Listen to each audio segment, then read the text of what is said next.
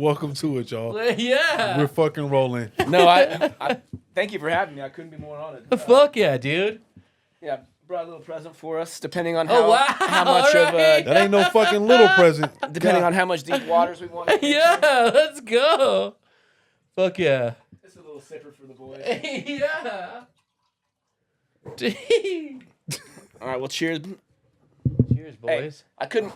It's been too long for a proper catch up, so I'm super honored to be here. Oh, And dude. super nice to meet you as well. Yes, sir. I was just asking, but I told him to save it for the pod on how you guys met. Oh, yeah. Do you want to tell our... It was a dark alley, and I needed bus fare. And I needed kisses. He just got done robbing me. And here we are. And now we're having fucking whiskey together. I met Pape getting ready to shoot my very first music video ever. And he was referred to me through the guys I was in the room, you know what I'm saying, brainstorming with. And they was like, we think Jeremy Pape would be the a perfect fit. And they was just like, but we don't know if you can afford him. Yep. I was like, all right, well, can we get him on the phone? We can try. Yep. And then he got him on the phone, and it was like, yeah, I think you're going to love it. You'll love it. And then they was talking about the budget, and he was like, I don't know, man. I don't know if I can do it for that. And he was like, well, let me just send you the song and then go from there. Send him the song. He listened to it. He called back. He was like, fuck yeah, I'm in. Yep. And, I mean, that's my end of the story. Yeah. From then, Yeah, just we got it in a film festival and everything. People seem to really enjoy it. Well, the funniest thing is if the project is good, you can pay him in fucking kisses. Yeah, And he'll totally. accept Yeah, it if the yeah. project is good. Yeah. And that's kind of old school Denver, like Yes. really like the whole film industry coming up here. Yeah. Like if the project was cool, you Yes. could get fucking some of the gnarliest dogs on it for no budget. 100%, I yes. mean, even like Roscoe, Fredo, Waylon, like the entire Blurred Boys, when we were doing that, I mean, we were fairly pricey as well. Yeah. But that's only if the project sucked. Yeah. When there was like a passion project or a friend, like next thing you Yeah. know, we were like fucking hanging onto belt buckles outside of the trunk to get a car shot that we couldn't afford a camera car for. You know what I mean? Like, Yeah. we're just making stuff work for like, and like, you know, like the Dope Game, a bunch of that stuff, like early Denver, old Denver, especially when it comes to video and how much stuff has progressed. It was so much more about the project than the budget. 100%. Because a bunch of us also were fucking so young Right. that we didn't really give a know shit. what we were supposed to be charging anyways. Totally, Like, yeah. I just knew rent was due. So I I need $650, motherfucker, Yeah, like- today. yeah, like, and then so that's like kind of how you picked it. You know what I mean? Yeah. So, I mean, Totally. even when we were working with, you know, I was the creative director for Schmitz Automotive. So when we were doing all their stuff, still we were so fucking young. Like we were producing $100,000 commercials Right. for like $6,000. You know, Insane. and Right, we're just yeah. like, we're just stoked. Like, wait a minute, you're gonna buy a hotel room, Yeah. airfare? Like, we'll figure the fucking rest out. Yeah. Dog, we were going to. So that I don't know. Fuck it. I don't care. We were filmed for an open point for Schmitz Automotive. Open point is when you're opening up a new dealership Okay. from what they call tier 1. So BMW wanted to open up in Austin. And so I'm like, yeah, fuck yeah. Like, we should actually come to this presentation to BMW with a commercial already shot in Austin. We had no budget. We had no idea how to even, like, bid it out. Right. We were literally going to BMW dealerships, pretending to be potential buyers, Hell asking yeah. for a test drive, and then filming the fucking car from another dealership. Damn. Hey, that's fucking. Like, That's guerrilla pimping right yeah, there, dog. Just fucking grinding, you know, Yeah. making it out on like just, you know, and so yeah, I'm super stoked to watch you grow, to learn more about you. I couldn't be more honored to be here, boys. So cheers. Hey, cheers. bro. Cheers. Yes. Cheers. Fuck yeah. Yeah. Fuck yes. But yeah, that makes total sense about Jer. I tell you, have you met a better hugger than Jer? Fuck no. No, he's like Unmatched. I'm like telling you, you do like a master class on how to hug. Unmatched. On my way up here, I was just talking to a good friend, and they was like, I was like, man, we haven't shot an episode in a couple weeks, and I was like, you know what, I'm really missing his love. Yeah. And they was like, for real? I was like, yeah, man. I was like, this dude is really a good lover. Like, no, I mean, no freaky shit. Right? Oh, come on. Hey, And that's how you blow it right there. bro. This is But he's still a great lover. amateur hour or what? Yeah. So yeah, I think that's what's universal about Pape. With anybody that I meet that knows him Yep. from, you know what I mean, his past, it's like that's the one thing about Pape, and I think that's an awesome thing about you, bro. Thank Yeah. you. Dang. Yeah. Thank Yeah, you. you get some flowers. Yeah, that's No, tight. and I would actually second that. I think, especially in the industry we're in, where there's a little bit more of a spotlight, especially with the podcast, the views, all the stuff. There's something to be said about living above reproach. where you don't actually have to pay attention to rumors because, Right. like, say it comes out that you're a piece of shit, Yeah. everyone around you is like, "That's a lie." Yeah. You know what I mean? Like, Yeah. you know, like, so, like, no, I just. Or it's gonna be like, well, what the fuck did you do? Yeah, exactly. Yeah. So, and like he charged you how much? I'm like, what was your concept? Yeah. What the song was? It's like what if the you song know, sound if you like. know pay, you know pay. Yeah, Yeah. no, and there is something to be said too. No disrespect, Of course. but punching above your weight with your lady too. I Oh, I man. still to this day have no idea how you have that. Every time I see you guys, Shout I'm out, like, Meg. yo. Shout out, Yeah, Meg. yeah, Yep. yeah, he is a good lover. He must be. Yeah, I'm telling you, gotta be, baby. It's all about going down, you know what I mean? Yeah, spend some quality time just eating pussy, dude. Listen, That's really the key. I think that's a lost art. Oh man. I think it's a lost Yeah, art. you think I'm good at hugging? Wait till you have your Wait pussy. till you let me lick your pussy. Oh, golly. Yeah, I'm not afraid. Oh, the clips from this episode is what- gonna be fucking nuts. Well, listen, looking at her, you must be doing something right. So, every time I see her, I'm like, yo. That's Jeremy's wife. No fucking way, huh? Yeah. That's crazy. But is there a better feeling in the world than walking into a room with the hottest girl on your Oh arm? man, yeah. It's something. So I'm in the middle of writing a book, and Oh shit. Okay. and I'm realizing that men have this like other outlook than women, obviously, right? Sure. But we have like walking into a room with the hottest girl on your arm is something makes it. So I'm writing a book called 101 Things That Make You Say Hell Yeah. Okay. Hell tight. yeah. Yeah. So, but I'm dating this girl. I'm like, hey, like when my football team wins, like it's a hell yeah moment for me. What is the female equivalent? And she's like, I don't know. And so I'm like, it's been this really interesting thing where where things that make men say hell yeah. Yeah. I'm like, I just don't know if women have that like camaraderie or that like inner Yeah. feeling. You know what I mean? Right. So like the I have a few examples, but like flowers to a woman, they're like, oh hell yeah. You know? Yes. Is Yep. it? But the male equivalent to that is gummy sharks. Okay. like, if I you're- was going blowjobs, Like, but yeah. no, I mean, but like if you're sick and your girl brings you like fucking chicken noodle soup and a bag of gummy sharks, you're Totally. like, fuck Hell yeah. yeah. And I think that's like Hell yeah. like the equivalent to them is like if they're not having a good day and we bring them flowers. Yes. But I just don't know how many other things. Like, yeah. like Monster Jam. If I called you and was like, I got VIP tickets Right, at Monster yeah. Jam, you'd be Yeah, like, yeah. hell yeah. But like, what is that to a woman? Like Phantom of the Opera?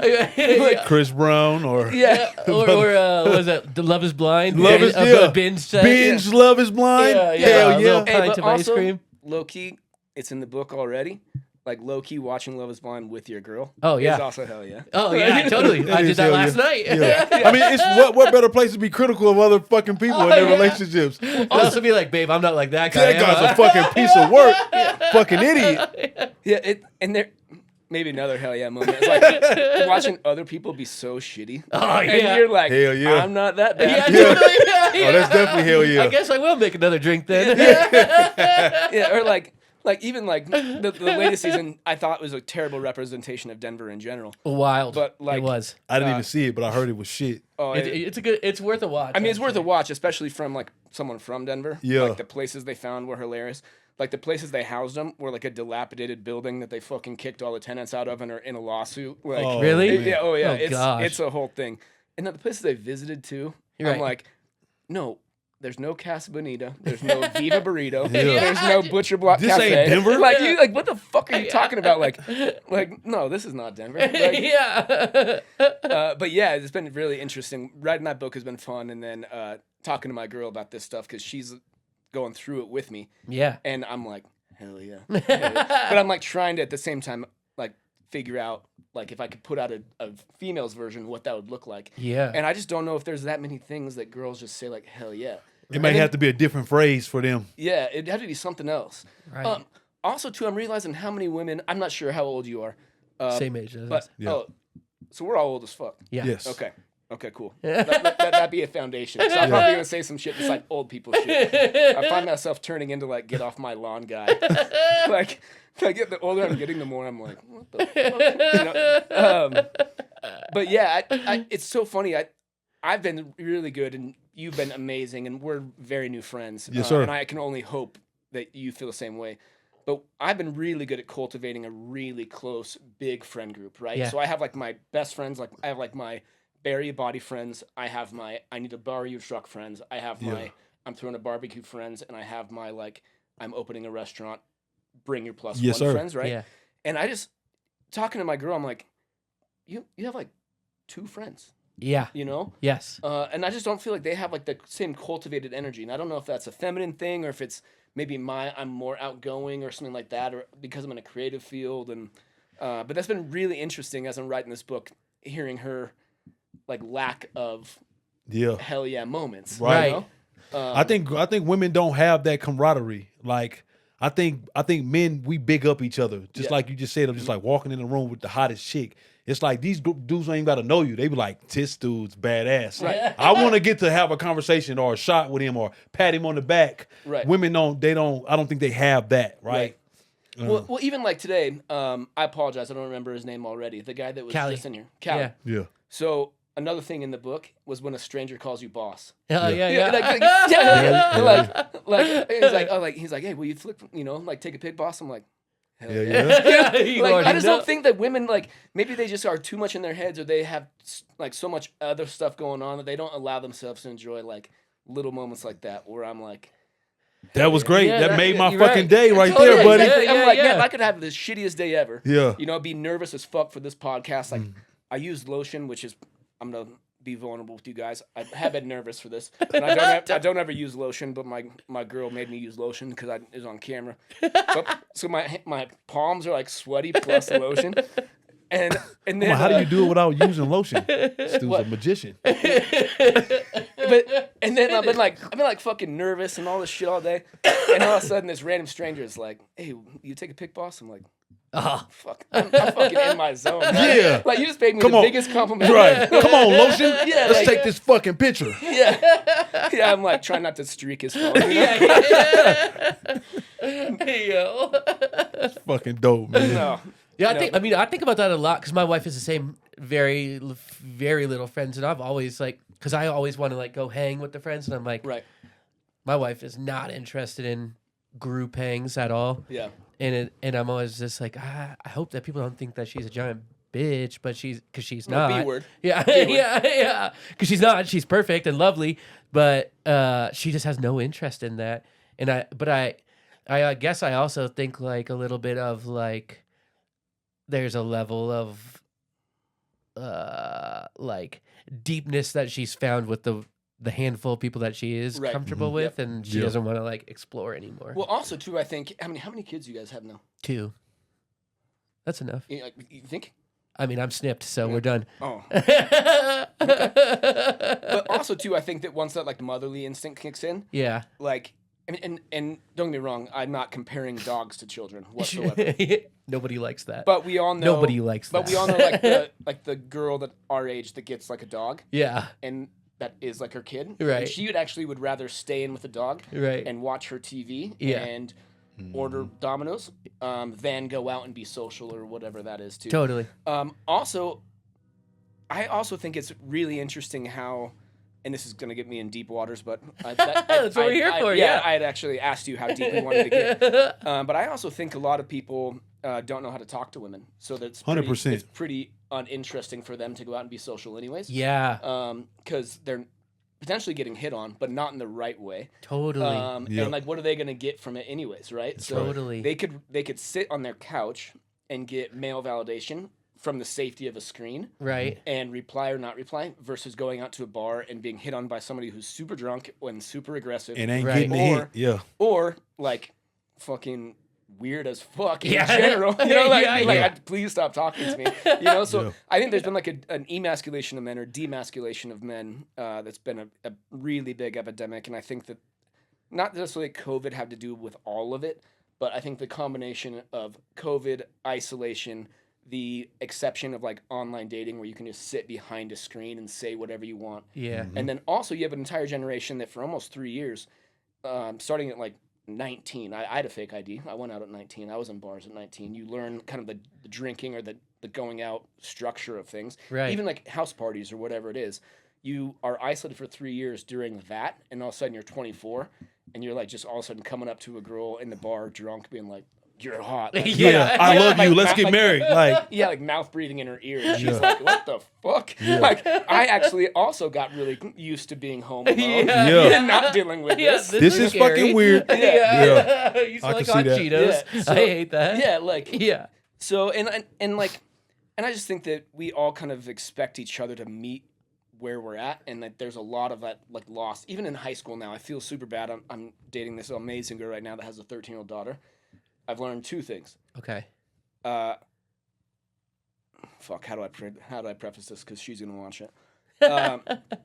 If I do something cool, I'm a fucking tryhard. Yeah.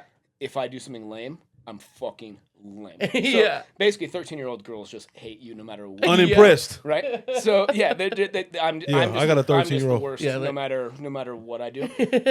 So it's teaching me an amazing lesson in just patience. Yeah. Where I'm like, what do you want to do for your birthday? And she's like, tells me something. I make a bunch of plans, and then I'm like, hey, just making sure that this is what you're going, how many people. She's like, I don't want to do that. I'm like, okay. Well, that's what you told me we were doing. Like, so what's the next plan? You know, it wasn't Yeah. until like the day of where she was like, I just want to go to Elitch's, and I'm like, I had a party bus, a photographer, fucking outfits, You just throw that shit. All right, yeah, Elitch's. yeah, and I'm like, you know what? Doesn't matter what I do, Yeah. Yeah. because I'm fucking lame anyways. Yeah. Yeah, so let's going to Elitch's. Elitch's. Yeah, let's go to Elitch's. I don't know. Yeah. Here's $50. Get a corn dog. Yeah, but even like watching her interact with like 13-year-old boys too. That's the other interesting thing is Oh, yeah. watching how they interact.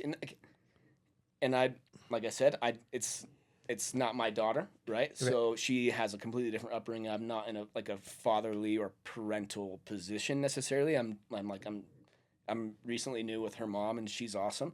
But that's a package deal, right? Right. And I think a lot of men our age also don't understand that too. They expect the mom without the kid, and then Right. that leads to interesting things. And but then as a man, it gets clingy or weird when you start to take like an interest in fatherly things. You know, Right. there's just so much complexity Yeah. with, Sure. with all of it. And I mean, I'm glad I'm a boy. Yeah. You know, like, I'm glad I'm a boy. For You know, boys. This one's for the boys. yeah. But I just, yeah, we're just in a super interesting place, I think, economically, politically, yeah, boys versus girls. Can we even call boys anymore? Right. Like, there's just so much stuff that we're all like just learning through, and I don't know. I told you we're gonna go into some deep waters here. Especially, I'm gonna have one more whiskey, and then we'll see Yeah. where we really go.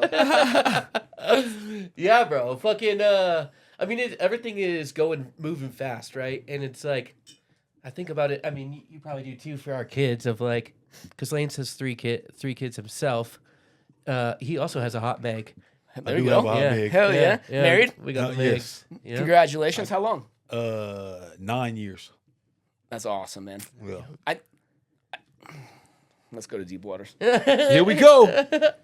I think one of the biggest things that we can do to actually change the landscape of where we're heading is the restoration of a two-parent household. Couldn't agree I don't more. care if you are gay, straight, Totally. whatever. Whatever. I don't care. Yeah. But a two-parent household, I think, is the restoration of so many of our issues. Bro. Whether it's kids raised in a single-family home that are seeking male attention, whether it's a dad-only home that they are, like running through women at the house. Because I don't have a child myself outside Right. of the girl I'm dating, but like men typically will date a girl, bring her home, and then you get in that like cycle. Right. I think just the restoration of a two-parent home would fix so many things on like a deeper like subcurrent level. Yeah.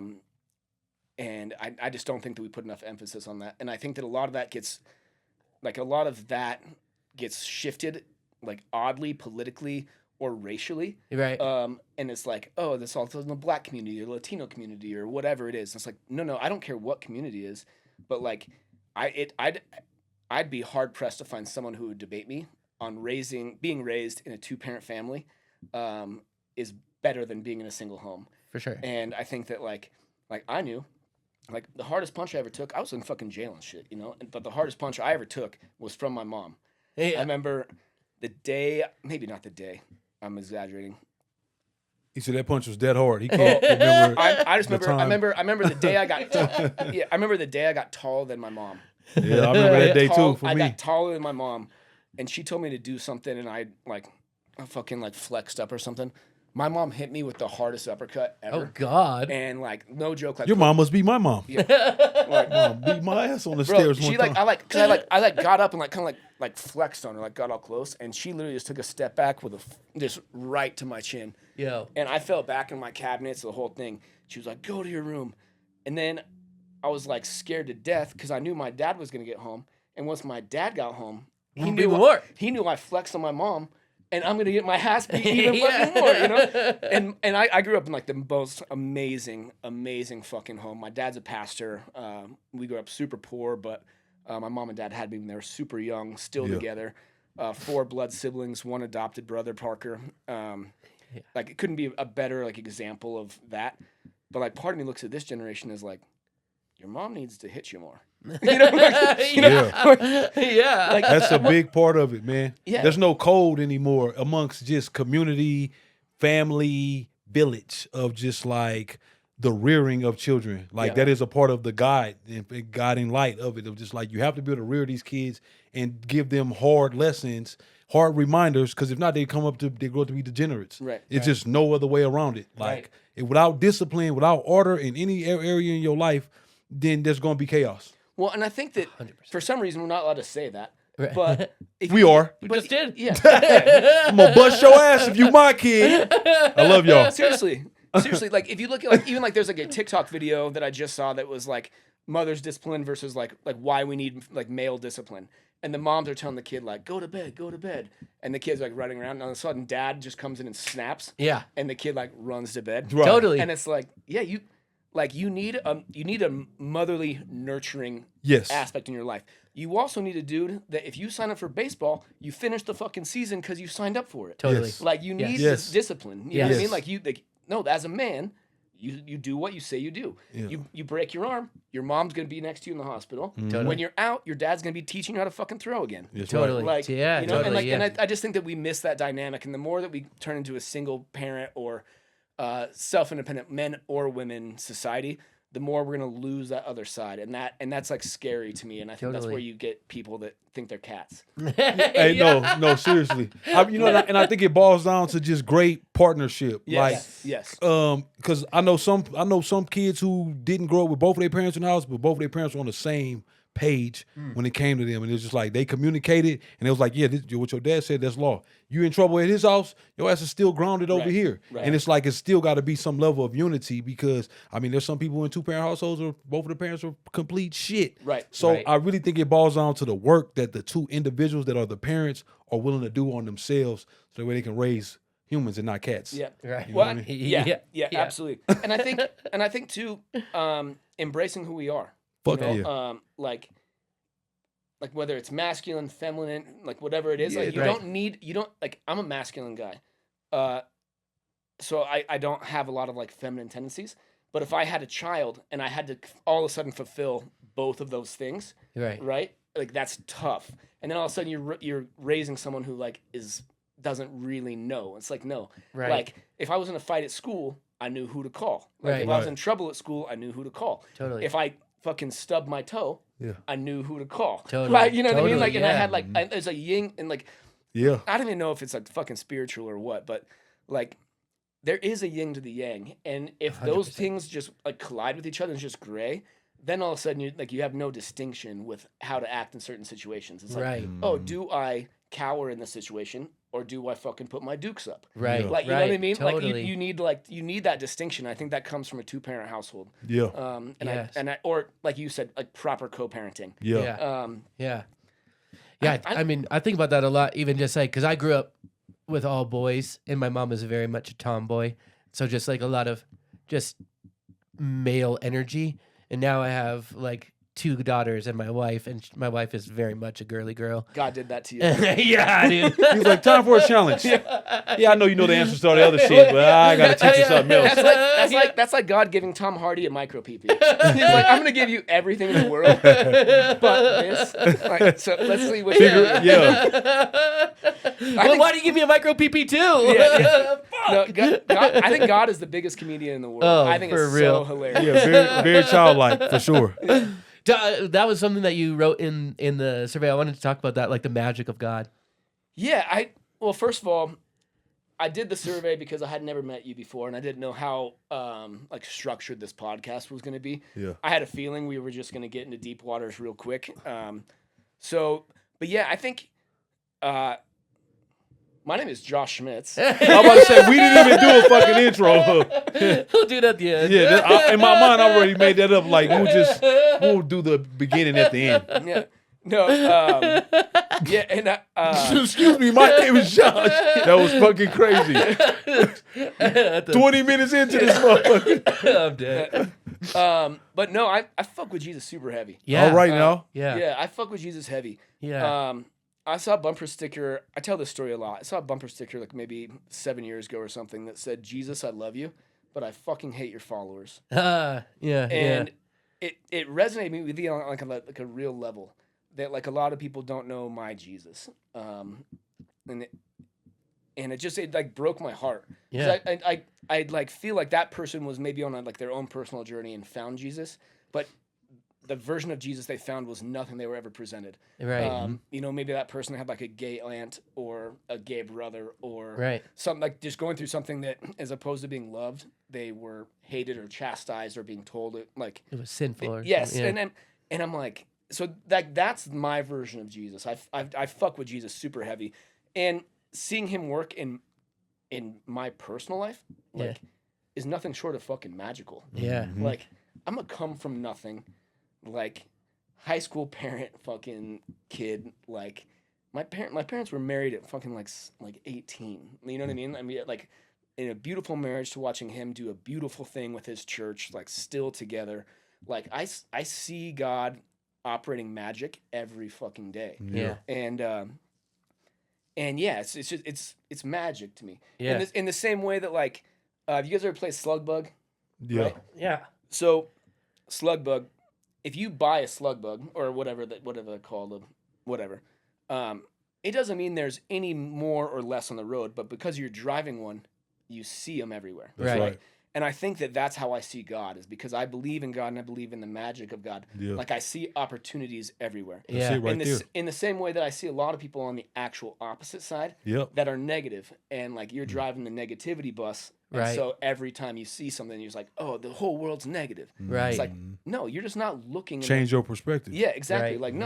Like no, God is magic, and like there's God in fucking everything. Yeah. Like the fact that bees like are in charge of like the flowers. That's Yeah. fucking crazy. What the fuck Like, is this? What is in this? Like that's crazy. Like everything about us. Like the fact that our eyes actually see everything upside down and then our brain somehow computes it to match with gravity is crazy. Yeah. Like there's so many things that like you can scientifically, and I love science, by the way. I'm not a science denier. I'm not any of that. I think that I honestly love science because I think the more you dive into science, the more you're going to find Jesus. For sure. Or just the facts of a creator. Yeah. Right. Right.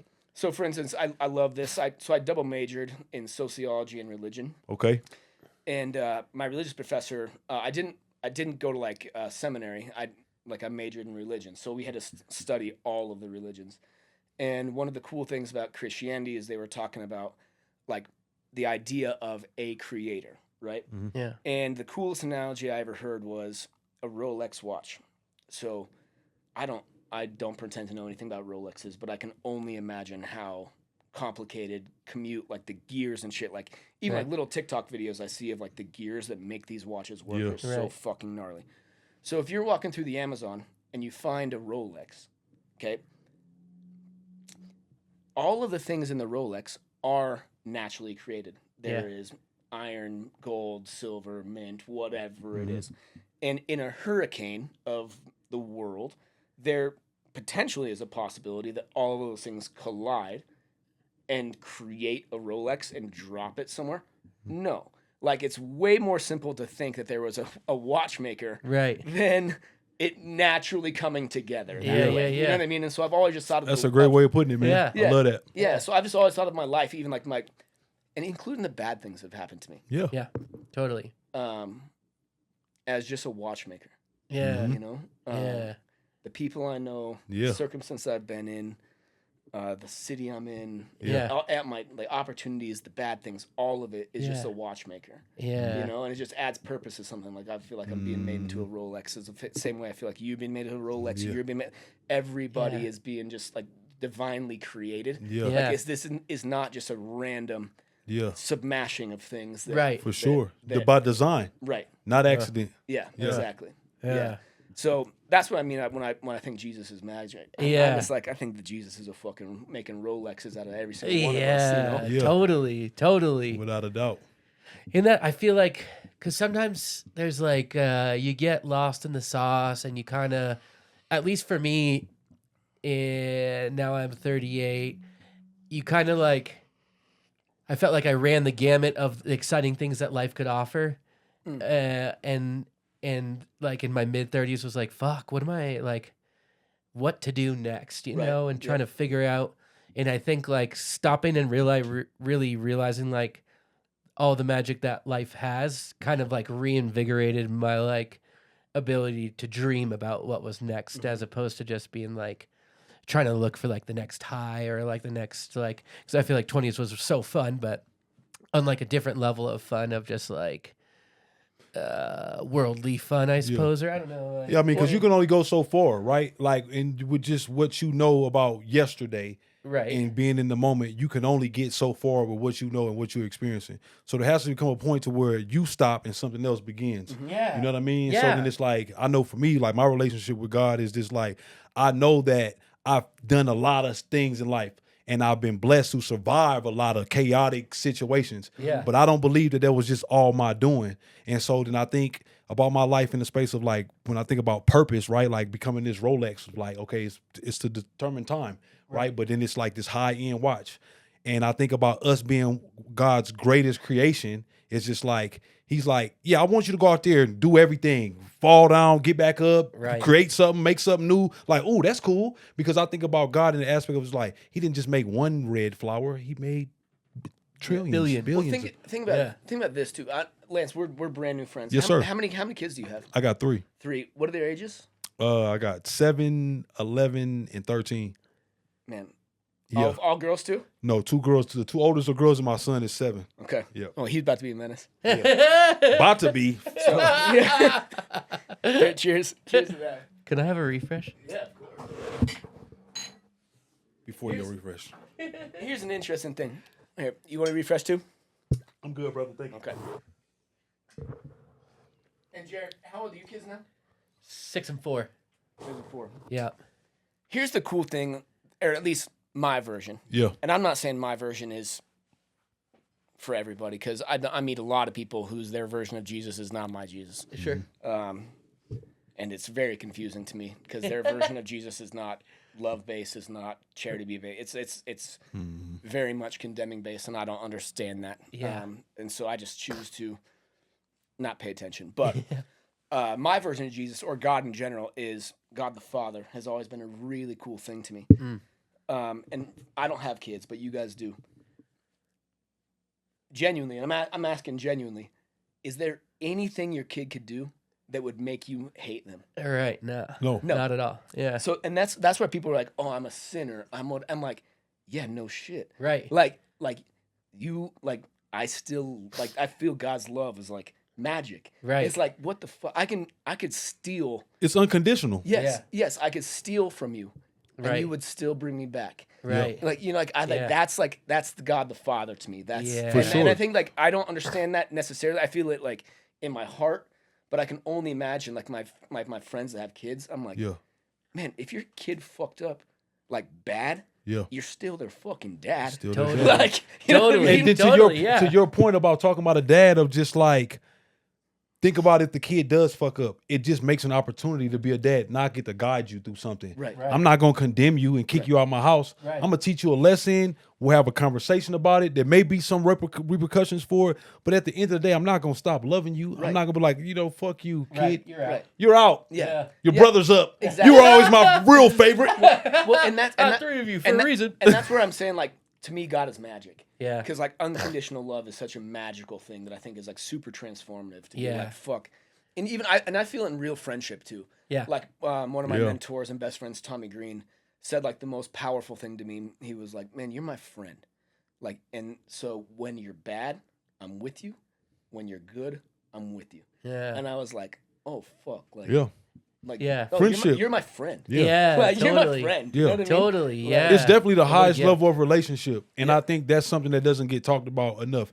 Even the relationship that we should have with God, it should be one of a friend. God is like, I want a friend in you. Yeah. Because you think about like what you just said of just like, if we friends, I'm rolling with you right or wrong, right? I'm gonna be here for you. And as a good friend, if you fucking up, I'm gonna tell you, bro, Yes. you fucking tripping, Right. bro. And when you doing great, I'm like, bro, I love you so much. You're doing great. But either way, I'm still loving you through it. And I represent a safe place of just like a real friend of like, I can come, like you said, I got the list of friends of like who I can go hide a body with and who I can bring to the barbecue. Just like the highest level of relation for me is like friendship. So you and your wife to be friends is great. You and your lady to be friends is the real foundation of whatever y'all gonna end up doing next. Yep. It's like we have to be able to be friends because that way we have a safe place with each other of just like, I'm coming to you as my friend, not my lover, Right. not my wife, not as your husband. I'm coming to you as my friend. So, and it just drops all the guards of shit of just like, damn, all right, what do you need from me? Right. Fuck.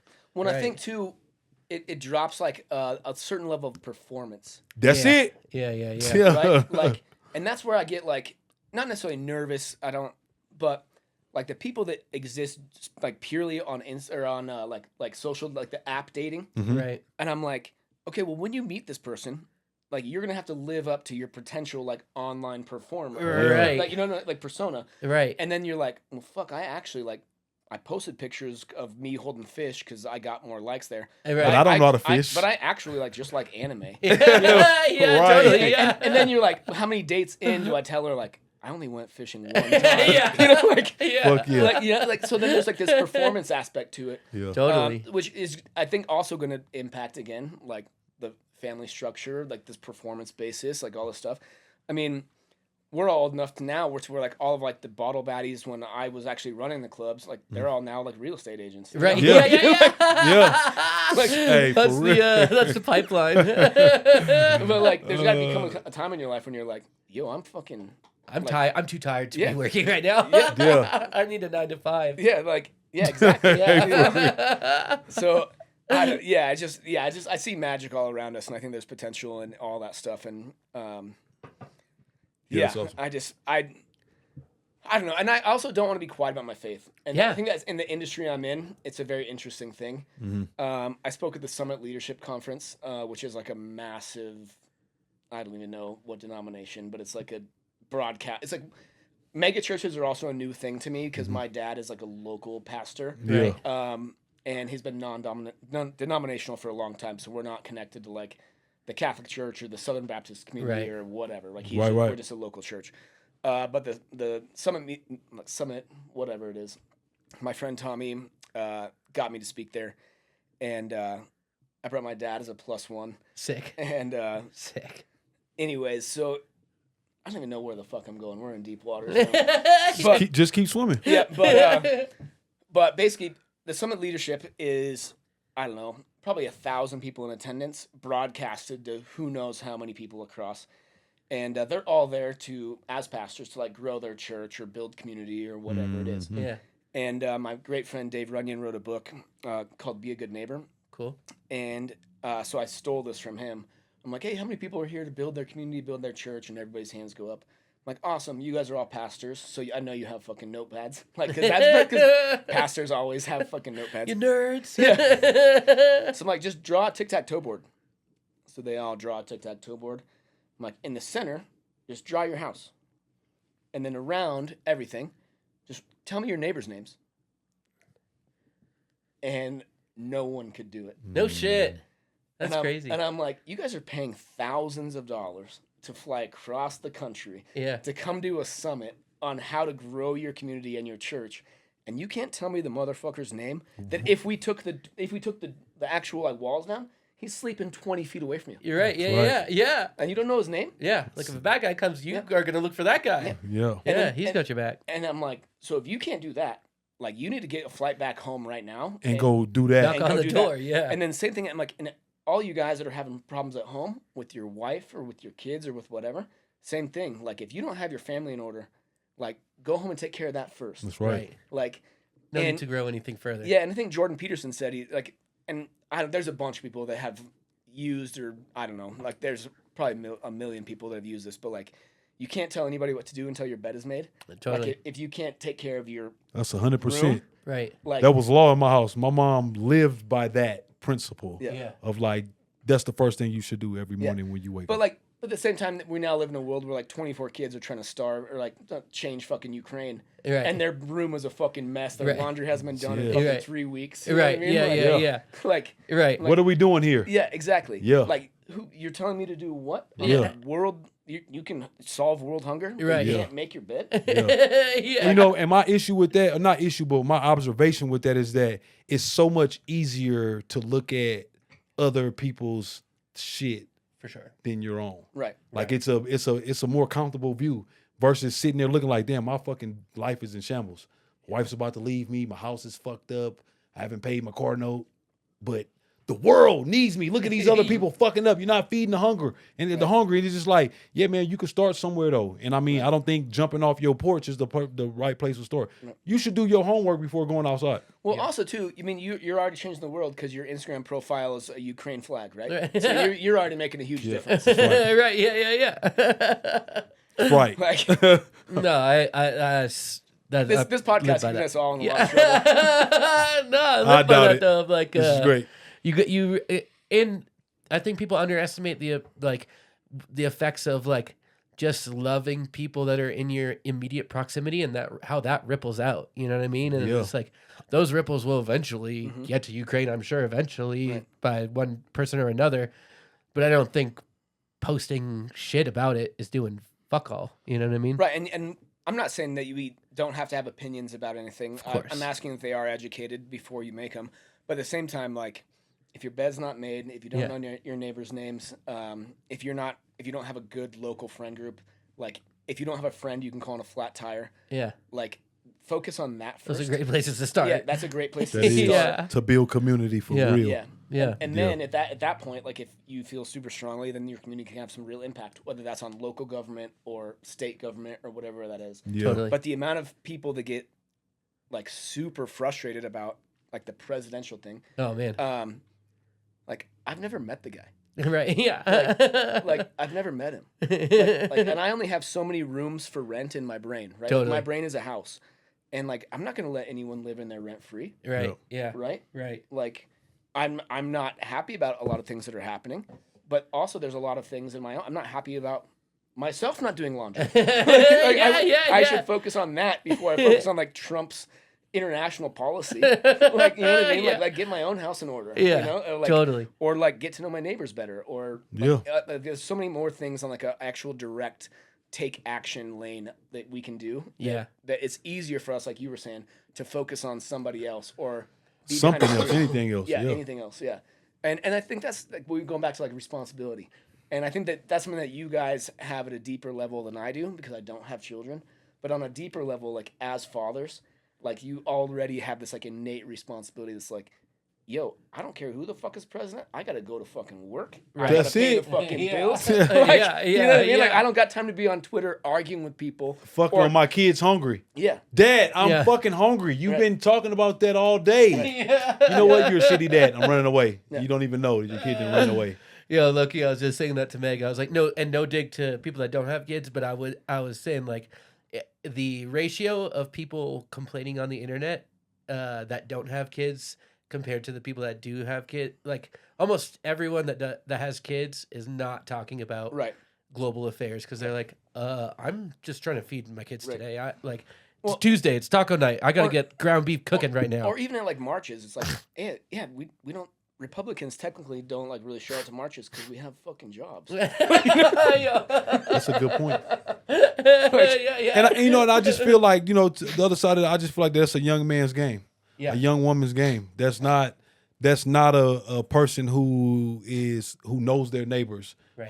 who's constantly trying to do the internal work on it. That's a young man's game. Just like it's a young man's game to be young, wild, and fucking just stubbing your toe all the time until Right, you're like, right. yeah, I got to put shoes on, I think. It's Yeah. like, then that comes with age. You start to mature and the game slows down to you. And then you can kind of see the smoke and mirrors of the world like, this shit's all a fucking game. Right. It's all a ploy. And it's just like, who else to be able to use than a young person? Because you haven't had the experience yet to like know, like, the only way you can really impact change is when you start right here first. Right. Like, make sure that you're doing what you need to be doing, and then you can slowly start to make that happen in your community, in your work environment, and have those tough conversations with people who may need a different perspective. Right. Like, start right there. Crawl before you start walking. Yeah. Well, I also think too, our generation, I'm around the same age, right? Yep. I thought I was turning 40. This is how old I am. I thought I was turning 40. My mom told me I'm only turning 39. So I feel like I got another year in my life back. But our generation is the most interesting generation I think that's ever lived, because our generation grew up without the internet in general. Yeah, without a doubt. I mean, do you guys remember fucking having to print off MapQuest? Oh, bro. Yeah, bro. Okay. Like And then yesterday, forgetting to print off MapQuest back. You better be looking at landmarks, buddy. Nah, we got to turn it to 7-Eleven. I'm telling you, it was a left at the fucking 7-Eleven. Okay, but so we grew up without it. Yeah. And so we were the generation that had to teach the older generation how to use it correctly. Right. Like, this actually is email. Right. Like, people don't send real mail anymore. Yeah, no, Right, for yeah. sure. Like, this is how you use it correctly. No, we're the And then- bridge. Yeah, and then we also had to teach the younger generation how to grow up without it. Like, no, you don't have a phone until you're 13. You need to learn how to ride a BMX bike and skin your knees and not have anyone to call. Right. And to figure it out. Right. So, like, we're at this interesting bridge gap generation where we have to teach kind of both generations how to use it. Yeah, no, we hold the keys, man. Yeah, and so, like, and I think there's like some actual pretty big responsibility there, because I think that now, especially like working in schools with Mike Smith and everybody, like, when they do the census, so it's like, oh, what do you want to be and all this stuff. It's like influencer, YouTuber, and I'm like, about what? Yeah. What are you influencing on? Like, and if there's people as like a 16-year-old watching you build a Lego set, like, they need to be on an FBI watch list. You know, this is like, you know what I mean? Like, what the fuck are you talking about? And like, influencing, like, you're a 15-year-old, like, no one wants to watch you put your makeup on. Yeah. Like, and if they do, they should also be on an FBI watch list. Yeah, for real. 100%. Like, if you want to be an influencer, what are you influencing, right? Yeah. And like, are you making real change, or are you doing it for clicks? Like, there's a couple people that do it right, as far as like changing people's lives for real. Like, I don't know the dude's name. I'm not in Mr. Beast. I don't know. No, either. not. I'm just kidding. Well, I don't know. But he like does like good deeds where he'll like pretend to be homeless, and like someone will buy him shoes, and then all of a sudden he's like, oh, here's $10,000, Nice. and like, Where the fuck it's is he fucking- at? Yeah. fucking- Yeah. yeah, it's fucking pretty cool. But then there's also like these influencers that like just go through like McDonald's and get 10 Happy Meals and then just film themselves giving that to homeless people. Right. And they're like, dude, you're good today. Right. And I'm like, you're not doing that because it's the intent of your heart. You're Right. doing that because you think that you're going to get this many clicks. Right. And kind of what you were saying too, like, the negativity gets the clicks. There was an article, I was working at Ink Monster, so this had to have been like almost 10 or 11 years ago. There was a satire article that was like, oh, we don't care about news, we only care about eyeballs. Oh, so God. whatever like gets the click is Yeah. eyeballs, and that's how I get paid. And I like reshared it. I'm like, this is satirical, but it's actually pretty true. And like, now fast forward this far, And here like, we are. yeah, Right. here we are. So like, same thing. You guys could be doing like so fucking well, and like, you know, a massive food drive and all this stuff. But then there could be one person on Reddit that's like, oh, they cheated on their girls and had a gangbang. Yeah. And then And that that's- takes everything. And then all of a sudden, like, that's what Westwood picks up. All, you know what I mean? Right. And it's like, that's A, it's not even true. Right. B, like, how much, like, why are they getting the coverage when it's negative? Right. Right. And Right. there's got to be something like psychological. I don't know the you know, I don't know whatever it is. I don't fucking But know. like, yeah, like, for some reason, like, the negativity in the world is what gets the clicks, the shares, the like, oh, I knew him in high school. It's like, Yeah. but I where feel was like that it's- when he was doing fucking well? Yeah. Yeah. I think it's a comparison thing, right? Like, people would rather see you get shit on than to see you get celebrated, Right. because for you to be celebrated, people internalize that as, I'm not shit. Right. So I'd rather see you look like shit and they say you shit, so then I feel better. It's all one self-feeding, fucking egotistical circle of shit. Versus, like, if you really move from your heart, you like, damn, I'm happy for you, bro. Like, I'm really happy for you. I completely agree. So one of my favorite, and I hope that if there's nothing more than we take from this, take this, and anyone listening, please take this. There's 2 ways to build this tallest castle. 1, build the tallest castle. 2, knock everyone else you down. Yeah. Right. And I feel like it's just easier for everybody to knock everybody else down. Because you don't have to do work. Then you don't have to do any work. Exactly. And I just don't I don't understand that mindset. That's great. Right. So Yeah, no, that's it right there. Then you're missing out on all the fun of building the castle, bro. And Who you become. well, Yeah. and that's what matters. Like Yeah. I can't remember, I'm gonna butcher this, but there was a documentary about the guys, the founders of North Face and Patagonia, and they climbed Everest. Yeah. And they did it together. They were friends when they did it, and they both founded separate companies. Cool. But there's this really cool quote where he goes, when we climbed Everest, it actually meant something. Now you can helicopter into like the 3rd camp and then have a Sherpa basically fucking like carry you up. Yeah. And he's like, the view is the same, but the lessons are different. He's like, if you take the shortcut, you're an asshole when you get there, and you're an asshole when you leave. Yeah. Right. And so like there's a different. The view is the same. It's 100%. But the journey is different, and the journey is who makes you who you are. That's it. Yeah. And I think that's where like I think authenticity is going to make a huge pendulum swing back, where it's like, I think that people are starting to realize that the Lambo you're posing in front of, the private jet that you are supposedly on, Right. the Bali vacation that's paid for from a fucking 72-year-old fat dude that you're not going to tag your sponsor in. Right. Like, Yeah. you know what I mean? Yeah.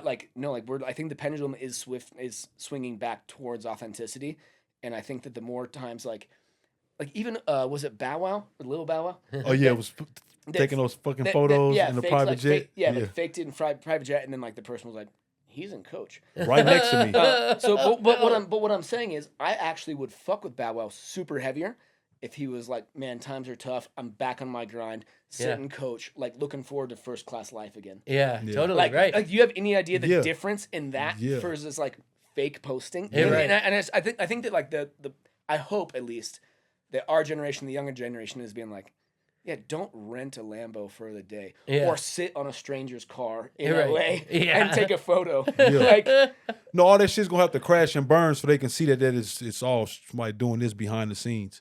So then that way the reality can come back to life. Because right now it's imagination versus reality. Right. And if you can pump imagination, then who gives a fuck about reality? Yep. Until that imagination gets pulled back, like that's actually a man in that Barney costume, and it's not really fucking fuck Barney. That's for another day. But seriously, like it's just like imagination. It has to be destroyed. Like we've gotten so far away from the way that our parents and grandparents came up in a real world and dealing with real shit and surviving it and becoming who the people that they are. To where it's like, those kids don't know. That's why we are gems in this society, because they don't see that. The world now doesn't see that. And so the shit has to crash and burn. well, you're not that handsome. I wouldn't call you a gem. See? I call me a diamond, baby.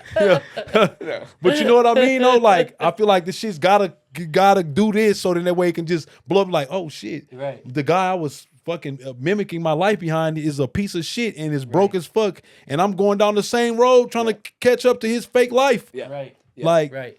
Well, it's funny. Even I'll admit it. Fuck it. Like I said, I was nervous. I'm gonna blame it on the lotion, but I just was your hands a are little pretty nervous slippery, to hang baby, out. but it's okay. So I paid a little bit more attention to my fit today, and my girl was like, "You're gonna wear that hat that the dog chewed?" And I was like, Oh, that shit looks cool. That's my reality. Yeah. Like this was my favorite hat, and my fucking dog chewed it up last night.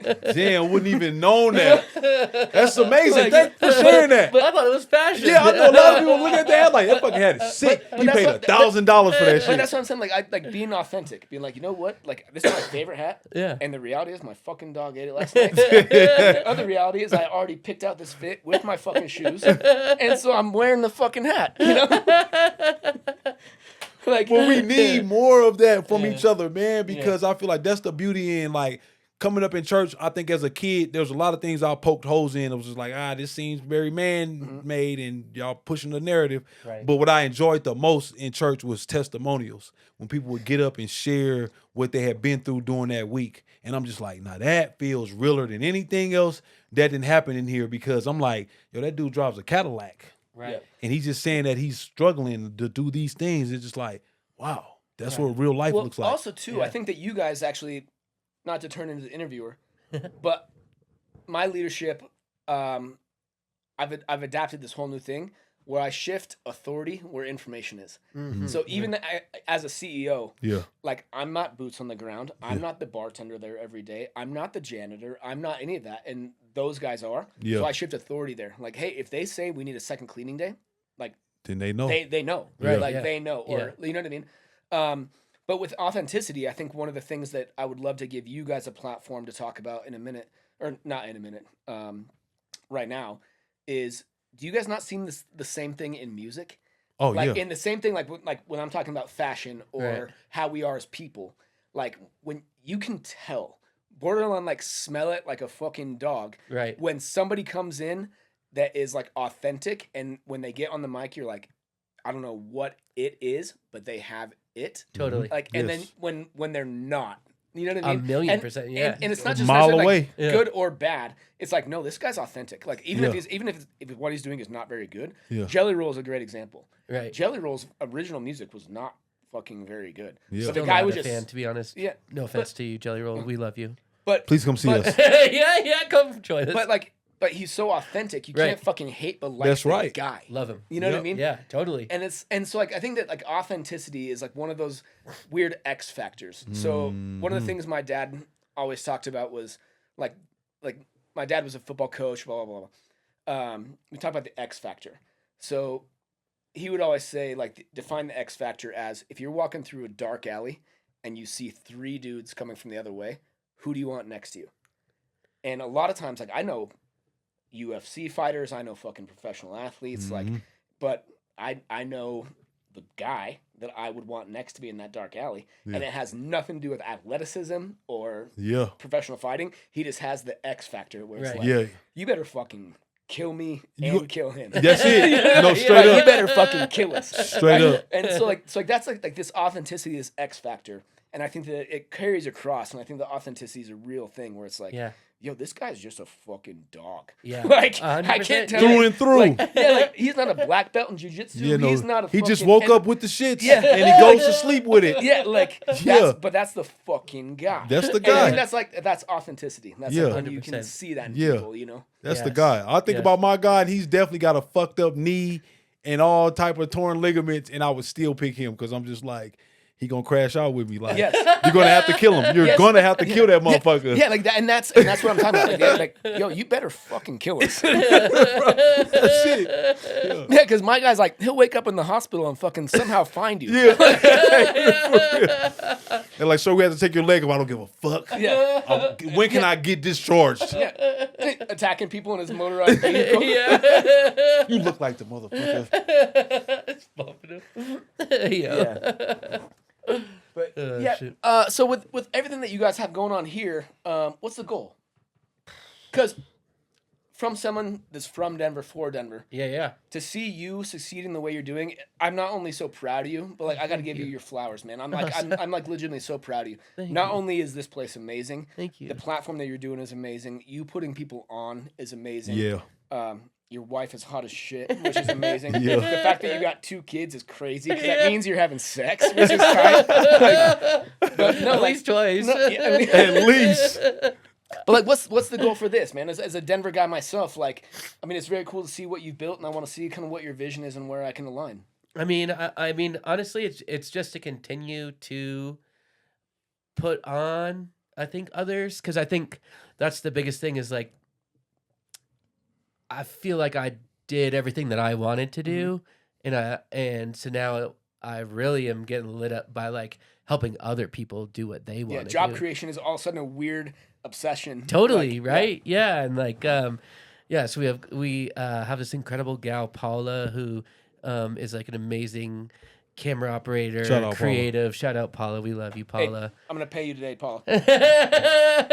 And Shout out, Paula, for me too. You saved my fucking ass. I don't even know the name of the artist, but you saved my ass. So. You know, and yeah, so like just like I think just like building a space that I wish I had, you know? Mhm. And like we came up in the Ink Monster compound. Yep.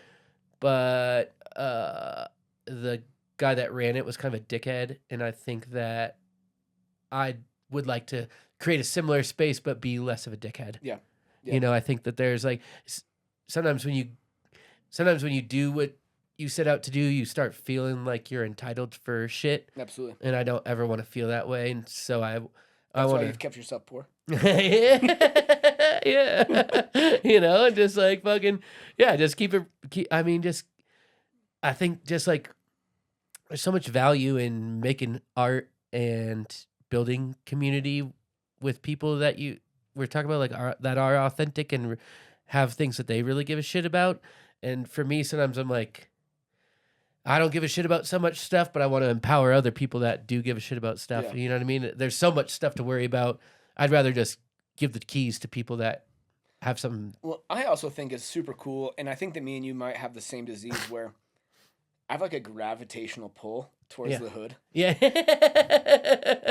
Like my girl hates it. Like I grew up at 20th and High before the stadium. Right? Yeah. Like our school buses wouldn't even come into our neighborhood. I'd take public transportation to get to our school bus, and then we bought a house, and it's at 2nd and Federal. Yeah. And my girl lives at like fucking the Cherry Creek Country Club. Oh god. Oh, shit. Like I hate it here. So her, like watching her come over, and it was so funny. The people across the street, I've never met their parents, but there's like 12 kids that are always out. And little Chris, I'll show you guys a video when we're off the pod of just him like lighting fireworks with me, and like I grew up that way. Yeah. So, but it was so funny. We were on the front porch. I hang out on my front porch all the fucking time. It's my favorite thing, especially in the hood. And so I'm out there with my girl, and she's like, "What the fuck?" There's just like the Palapa guys coming by. I can walk to a taco truck. Yeah, you know, and I'm like, 100%. like 2nd Federal. But I feel at home. Totally, I feel yes. at home. And little Chris, they don't have a basketball hoop. I'm about to get it. Fuck yeah. But he comes over because we have a tree that's like easy to shoot in. Sick. So he just shoots in the tree, and then it falls out. So he just hangs out in our yard. And I'm with my girl, and little Chris comes over, and he's like, "Hey, my name's not little Chris anymore." I'm like, "Okay, what is it?" And he's like, "Young Money." Okay, tight. And the kid's like 9 years old. Yeah. And I'm like, "All right, what's up, Young Money?" I'm fucking with it. And my girl's like, "This does not happen on the polo grounds." You know?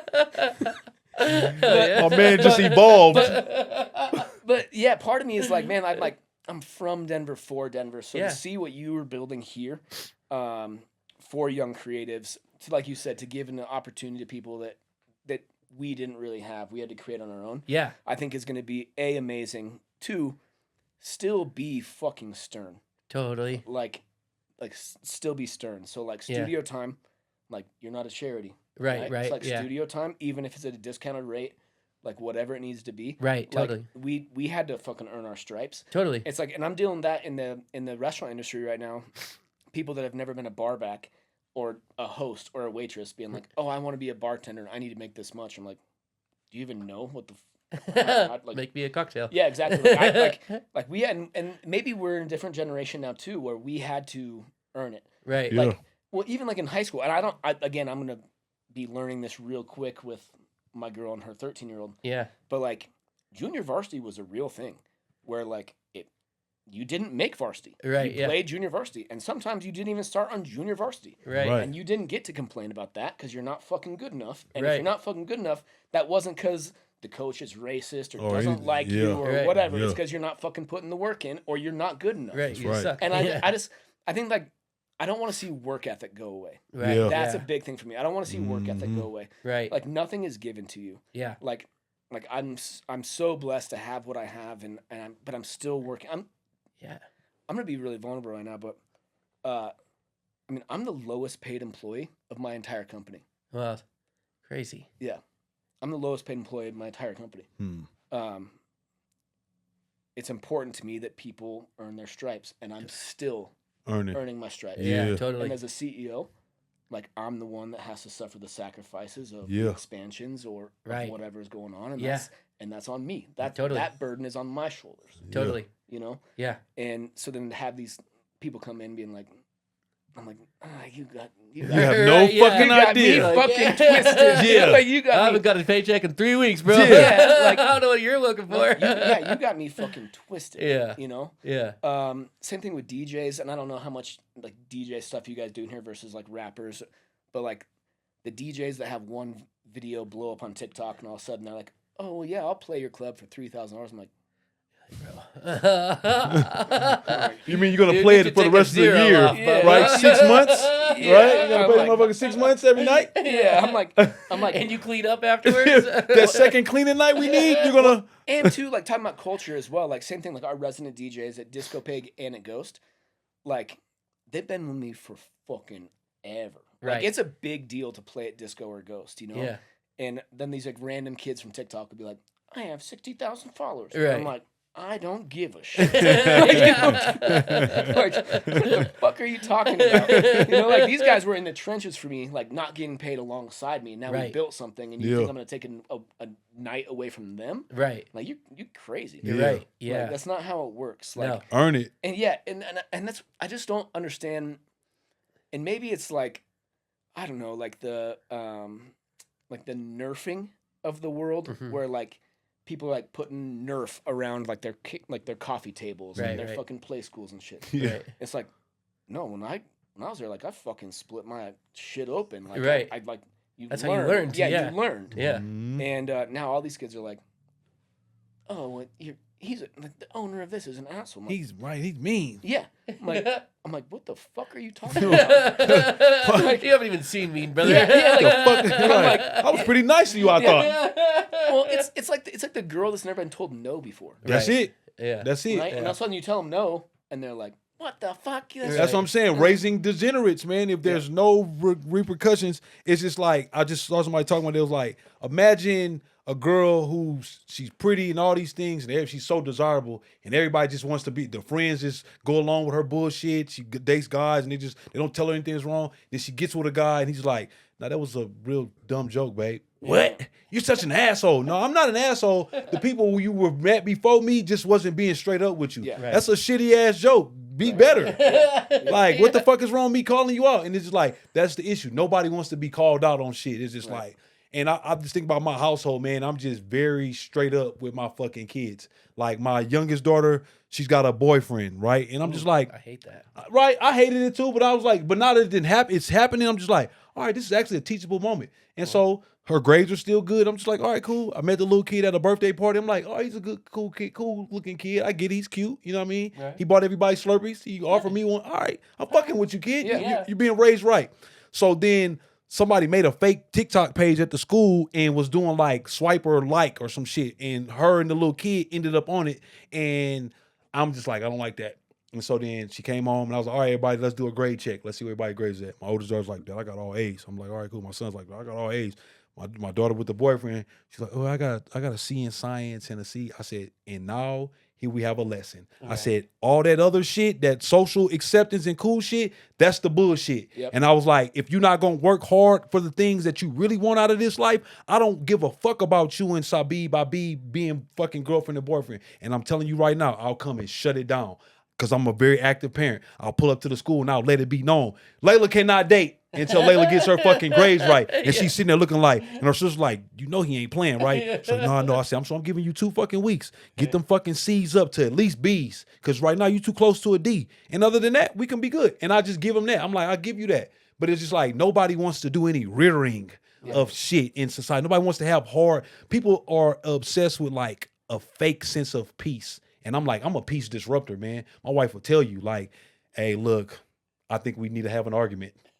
I'm about to say something that's I might not get no ass tonight, but hey, I don't give a fuck because I want ass for a long time, not just tonight. And I want good ass. So I'm going to tell you, babe, I don't like when you did that, blah, blah, blah, blah. And then we can have some discord and agree to disagree and move on. But I think people don't want to disrupt what they feel like is low. Everything's calm. It's good. No, man. Right. Jump in the fucking water. How are we going to know if this shit is for real if I can't shake it? Right. How I know this is a good table if you won't let me stand on it? Right. I don't want to buy it then. Yeah. If I can't jump on this motherfucker, because that's what we do on our tables. We jump on them. So Yeah. But Bro, I got in so much fucking trouble. Are we on a hard time limit, or can we just fucking? I think riff? we're kind of going. Yeah, Okay, yeah. please. All right, let's go. All right, perfect. I think I might have another splash of that. Yeah, let's go. We going over time. Let's fucking do it. I haven't had a good riff with fucking. Well, hey, so nice to meet you. Nice to meet you too, brother. He'll come DJ your club for 200. No, I will not. DJ iPad or what? Yeah, fuck yeah. You be like, bro, I haven't seen you. Where's your equipment at? It's in my pocket. Yeah, it's right here. You got a charger that I can use? Okay, so I'm at 9%, bro. how much do you guys edit this? Whatever. Fuck it. Zero editing. All right, cool. Yeah. All right, so my girl lives on Combine Country Club. Okay. All right. Fucking amazing girl. Her daughter's amazing. But in that, I was never raised in an area where like the kids had fucking golf courts. Yeah. Like, Yeah. You know, like, so it's like 11 p.m. and I'm like, where the fuck is your daughter? She's like, oh, she's in the backyard with friends. I'm like, it's 11 p.m. She's 13. Right. She probably needs to be inside. Yeah. I don't have my shirt on. Yeah. And I definitely don't look like I should be on Combine Country Club. And I go out there, and she's with like 11 boys. Oh, God, yes. shit. Oh, no. And fuck it up. I was like, Bowie, get your fucking ass. Like, you know, maybe bleep her name. I don't know. Yeah. But I'm like, you better get your fucking ass inside. And all the guys are looking at me. And one little kid, like, he's like, rides his bike by me. And I'm like, you got me fucking twisted. Yeah, like, kid. so then the next day, I was in a huge fight with my girl because she was like, all the kids are saying that like I'm dating a gang member and all this. Yeah, they fucking right. Do they know what set I'm from? And I was like, as they should. Let all of them fucking spread that rumor. Yeah. That the one place you do not hang out after hours is with her behind the house. Like, so I had to deal with that. But yeah, it's one of those weird things where like I think I just have a protective nature. And she's like, she's not like that, you know? And I'm like, I know she's not. But Right. I was a 13-year-old boy Right. once. Yeah. And They're I like know that. out of 1 of 11. Yeah, somebody's trying to pull his fucking Yeah, penis like, out. listen, somebody's going to try to do something. Touch a boob. Yeah. Yeah, like touch a boob. Like, even like over the shirt. I'm not okay with that. Yeah. No, Like, what do you, at like, all, buddy. Yeah, at all, buddy. Yeah. Like, Yeah. you got me fucking. Yeah, I'm a gang twisted member. On my. Hey, you kids out there, if you watch this shit, you got it right. Like, on my watch. Yeah. You got it fucking twisted. When we first Like- moved to our house, I shot a music video with Ray Reed. Shout out Ray Reed, and I had him pull up their cars in my front yard, and all the homies were out with their guns and everything. And I was like, make a scene so that everyone knows what kind of house this is. I'm not trying to clout chase, but did you see the video that Ray Lewis did for me? Yes, so good. Ray Lewis did a video for you? Yeah, he's friends with your dad. Is That's that what it fucking is? tight. No, so shout out. How did you- how did you get shout it out straight? Ethica. That's what it was. My boy Danny Evans runs an amazing. I don't wear under. I don't wear underwear. I'm getting too comfortable here. My boy Danny Evans runs an underwear company called Ethica. They're Yeah. fucking great. They've been amazing to us the entire time. They were sponsors of Hot Dogs for Homeless. I don't wear underwear, so I can't personally say, but Should send your boxes to my house. but yeah, but they still send boxes to like all my brothers, everything. They've been so. Danny's awesome. He's the fucking best. So he was shooting a commercial with Ray Lewis, and Ray Lewis was doing a bunch of like cameos or whatever it is, and he's like, I know you're a Miami Hurricanes fan. If you shoot me something, like he'll just do a video for you. So I made it like the fucking coolest, funniest thing ever, where it was Ray Lewis shouting out me and my dad, pause, Peter Forsberg, Patrick Waugh, like Jokic, like I'm like, yo, I just want like a Denver shout out, and then just say like Go Saloon is tough, and he did it like he did it, and then we edited it to like the coolest fucking promo video ever. It's the That's fucking funniest tight. shit. But my dad was like freaking out. Like my dad was like, what the fuck? Like, this is Ray Lewis being like, shout out Josh and Rick Schmitz. And then like cuts like my dad doing a sermon like in the video. It was fucking awesome. It was tight. no, shout out Ray Lewis. Shout out my Ray homie Lewis. Jones. That's fucking hard. What do you think?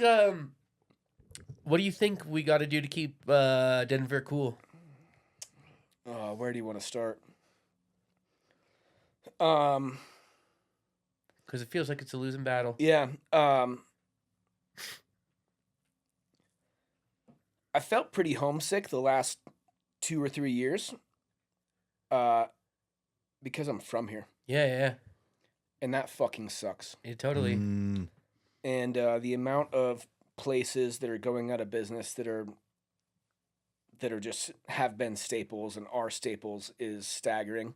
And I think that we're on like the third wave of COVID closures. Yeah. Of people who were fighting hard, maybe took out a hard loan and got through the second wave and are now hitting that third wave. Yeah. Where the loan is due. Yeah. And the people aren't returning. Right. So, yeah, to feel homesick in your own city is really fucking shitty. And I don't know. I don't know where the help is going to come from.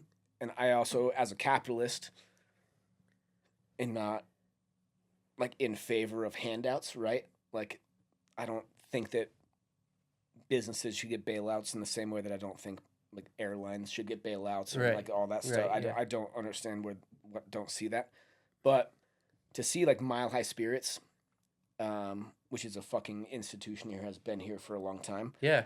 To have 19 phone calls to the police because there's a passed out drunk person or homeless person in their line to get in, and have them stepping over that person and not get a response. Right. Is crazy. Right now, and not to get political, because I honestly don't think it's politics. Whether it's Mike Johnson or whoever. It's really unfortunate right now that the city of Denver, from policing to permitting to the city court offices to everything, is not pro-business. Right. They're not pro-small business whatsoever, and I'll go on the record saying that they're not pro-small business. They're not even neutral small business. They're anti-small business. And they're going to watch... Just burn. Yeah, they're going to watch all of us go out of business. And I think there's even a ticking time clock on me. Again, being vulnerable, like all of my out-of-state investors have pulled out every single investment from Colorado in general. So fucked. And I don't know if that's just what they see on the news or what they're feeling. I'm not a spreadsheet guy. Right. Like, you show me an Excel spreadsheet, like, it might as well be in fucking French. Like I look at my bank account, and that shit is either black or red. Totally. You know? Can I buy Chipotle today or no? Yeah, exactly.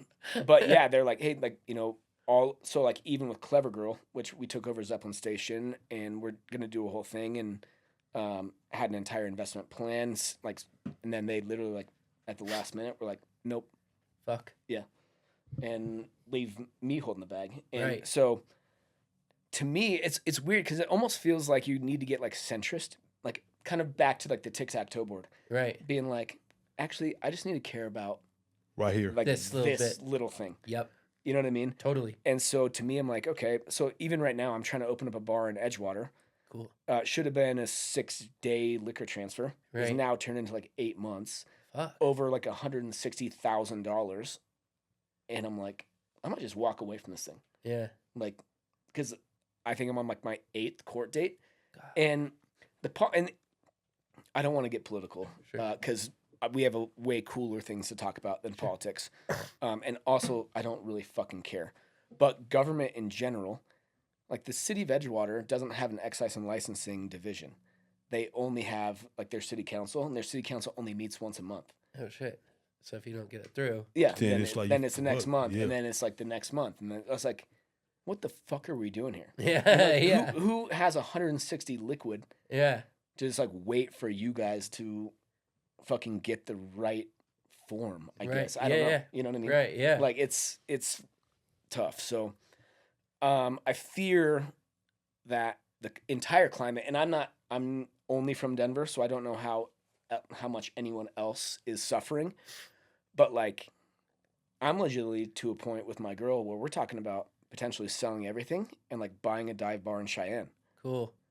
Fuck yeah. Like, Fuck yeah. I mean, it's only 90 minutes away. Yeah. Minimum wage is way better. Yeah. The bar that is for sale comes with the bar, the land, the property, the parking lot, and 2 houses attached. Sick. And I'm like, That could be a cool little clubhouse. 90 minutes away. Yeah. I'm like, I could still make my niece's birthday. I could still make You can make everything. Totally. Yeah, bro. exactly. 90 Nothing. minutes. and it's right. Yeah. And I'm like, It's only So 30 all- minutes and from that's my house. and that's all highway. Yeah, but here's what fucking breaks my heart is I'm from Denver. Right. Right. Yeah. Yeah. And I feel like kind of like a fucking, well, I was in 2 gangs, but I'm like, I feel fucking like Denver gang. yeah. Yeah. Like yeah, where I'm totally. like, I don't want to see Chicago take my city over. I don't Right. want to see Dallas and like I don't want to see these like mom and pop shops go out and an Applebee's pop up. Right. Even though Applebee's is the only person I follow on Instagram. Yeah, I was gonna say you love Applebee's. I do love Applebee's. But what I'm saying is when you take out the mom and pops, when you take out the small businesses, you lose the culture of Yeah. business. Right. You lose it. Um, yeah. And even like it scares me a little bit. And I know that you guys are more hip hop than EDM, but like Insomniac coming in and buying up Regis, like the vinyl is still there, yes. The church is still there, yes. But it's through Insomniac, Right. which means that it's going to be corporate. Right. Like door covers are going to go up, drink prices are going to go up. Like Right. you lose like you just lose the soul of a city Yeah. when the mom and pop stuff goes away. Yeah. And then you also like you don't encourage or incentivize entrepreneurship in the city to stay here, Right. right? Yeah. Even like as a born and raised dude that fucking invested his whole life here. Yeah. Now at fucking 40 years old, I'm like, I'm gonna sell and go to Cheyenne. Yeah. Like that fucking sucks for me. for sure. You know what I mean? Like Yeah. I don't want to fucking leave my city. Yeah. Mm-hmm. Like, and I also that- like have a chip on my shoulder, but also I'm not a fucking ATM machine. Yeah. Right. So like, You got to be wise. Yeah. Yeah. Yeah. Yeah. That sounds like a tough thing to be able to keep Denver. You know what I mean? It just sounds tough from that aspect. You know what I mean? Like, cause a lot of I'm originally from Louisiana, but I've been here since '99, and I just think from the time that I've been here to now, it's a whole nother place. yeah. Yeah. Like I said, I'm homesick. yeah, Yeah. I'm homesick from the place I knew 5 years ago. Yeah. yeah. I know. What's your hot take on AI? I love it.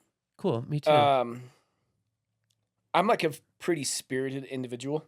Yeah. And I have like a very distinct voice. Okay. And it's also very odd now that like, especially when I'm mad. I use it when I'm mad a lot. Yeah. So if I'm like sending an angry email, I'll put it into AI Oh, that's clever. and be like, can you please calm this down, but still in a Josh Schmitz voice, and it'll calm it down Yeah. and like make it a little bit more concise. Yeah. I don't think there's any getting away from it. No. I don't think there's any getting away from it. So Yeah. we need to So, learn how to use it. Totally. In the same way, like the older generation need to learn how to use. Yeah, the we got to internet. stay with it. Yeah, we have totally. to stay with it, or we're gonna get left Yeah. behind. Yep. And I get that there's like AI slop. That's like the term that is being tossed around a lot. And I totally agree. Like, but I also think that there's just slop in general. Like, do we need more selfie videos of people unboxing Happy Meals I like you were think- referencing? You know, it's I like, think that this goes back full circle to authenticity, yes. which is why I come bearing gifts. Okay, shit, yeah. All right, this is great. Lance is buying a house over here on his phone. I'm just trying to get it. I've been looking at investment properties. Oh! Are we not? We're not entertaining enough. Yeah, unless you got a fucking house in that fucking bag. No. Is that porn? What is? Oh my god! Yo, Yo! this is crazy. Fuck yes. Okay, so Yo, this is vintage, man. Yeah. Yeah. Damn. Ready to roll, bro. Look at that shit. I Hey, love it. favorite guest right now. You ain't bringing me no shit like this. Yo. You're not it. so This is crazy. so 2 things. Okay. I think this is my first gift. Okay. Oh god. All right. Like we were talking about, a lot of people that are taking pictures in front of Lambos, whatever. I didn't realize how many people don't go to thrift stores. Yeah. or don't even know what they are. Right. Really? Okay. Wow. Yeah. I'm giving this to you Okay. because my amazing friend, Colin O'Neill, Yep. has been collecting cocktail VHSs Shut up. for like 6 years. So every year, every time I go thrifting, and I love thrifting. It's one Yeah. of my favorite things. Yeah. There's, for some reason, always a VHS of cocktail Really? at thrift stores. So I buy them every year, and then I wait until Christmas, and I give him all the ones that okay? He has an entire like cabinet Whoa. of just cocktail. Okay, and I bring that to you guys to let you know that like thrifting is fucking cool. Yeah. Like Yeah. you don't have to wear Dior or designer or Yeah. any of that shit. Like you Yeah. can actually spend an amazing afternoon with your ladies or your kids Yeah. and not break the bank and not feel bad. I love Yeah. that. As long as you bring me back a cocktail. a cocktail Cocktail. VHS. All right, Like, done. when you go Ding. Yeah, thrifting, totally. Oh yeah, When this you is go Victor- forever now. when Like you go what? thrifting, this is what you look for. And then the other thing, This is great. Oh God. this is for you. Dope. This is for you. All right. Yes. Oh, fuck yeah. Thank you, bro. So Yes. Wow, this, man. man. This is crazy. I think I need this right now in my life. Did you know to give me this? I mean, he must.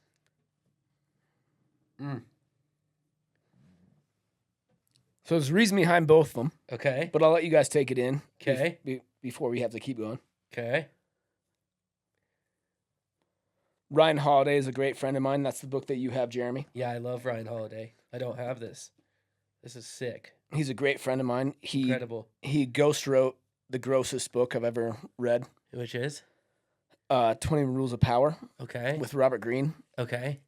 Um, Robert Greene is the guy that did 48 Laws, or no?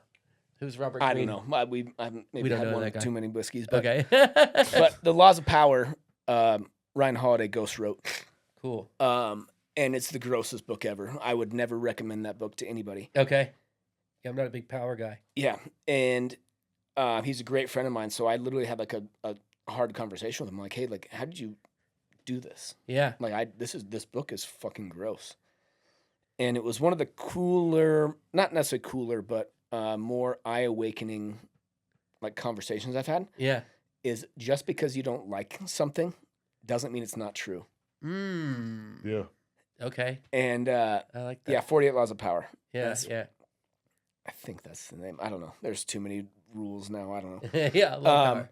But it was really eye-awakening. He was like, yeah, it is gross, Yeah. but it doesn't mean it's not true. Mm-hmm. So like being late to meetings, like all this stuff. Like there's another book like how to lie and manipulate yourself into friendship. Oh, and I'm gee. like, what the fuck? Yeah. Like what a gross book. Yeah. But what they're talking about like is true. Yeah, it's Right. definitely the Right? 48 laws of power. 48 and laws of power. and manipulation and all that. Yeah. Yeah, but just because it's true doesn't mean that you need to Do it. amplify it. Yes. And so that's where I was like, I fucking put this book down. It's fucking gross. Yeah. And he was like, you don't have to like it to mean it's not true. Yeah. And that was just a big eye-opening that's the truth. thing for me. Yeah, and yeah. so he's big into stoicism. He's on my cabinet.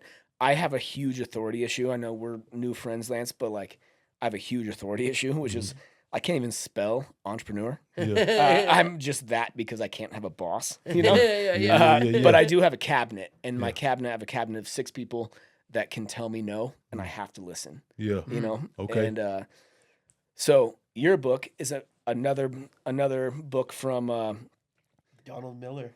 from another person on my cabinet. This book could have saved me tens of thousands of dollars on therapy.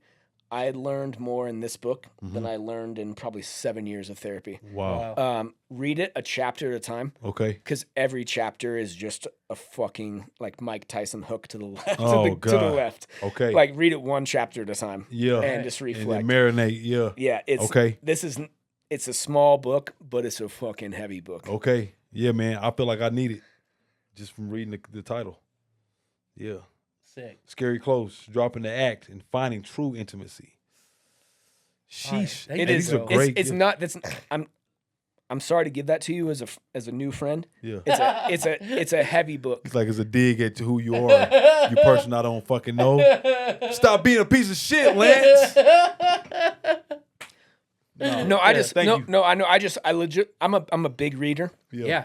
and so like one of my love languages is like giving books out that have meant something to me. Yeah. Thank you. And especially if they're from my mentors. Yeah. Yeah. And that Scary Close, my girl actually was like so funny. She was like, "You got 3 more copies of this."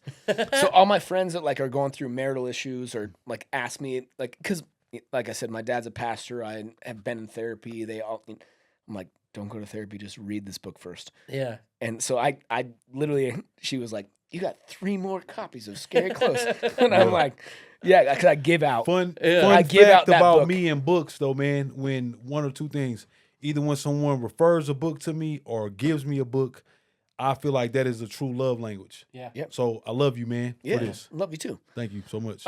You know what else is love language? Sharing music. Yeah. Why Yeah. do people not fucking share music anymore? Yeah. Dang. Because they're probably afraid of people like, you think I'm like that song? I don't want people to know I like that song.